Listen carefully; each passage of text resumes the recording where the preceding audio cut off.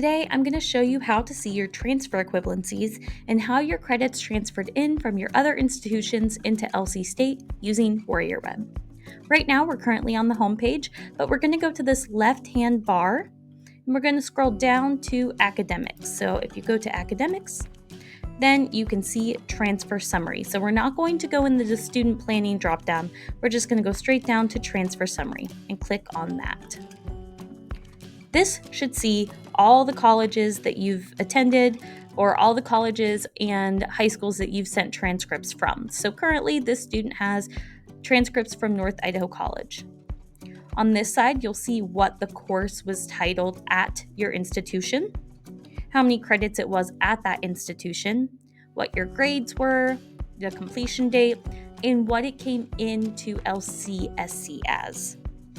So we can see that Social Work 240 at NIC comes in as Social Work 140.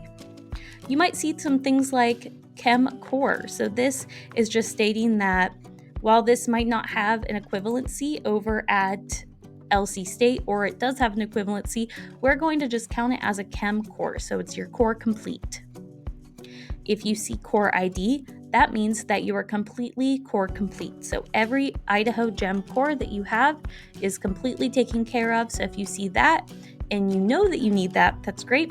If you know that you need this, if you've gotten an associate degree from North Idaho College or any of our other community colleges that we have transfer agreements with, or you know that you've completed your core, definitely let our registrar's office know and we can help get that in and get that all fixed up. You can also let your advisor know as well.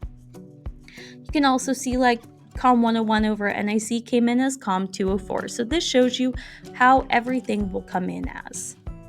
If you have any questions, you can always contact our registrar's office or you can contact the Coeur d'Alene office at 208-292-1378.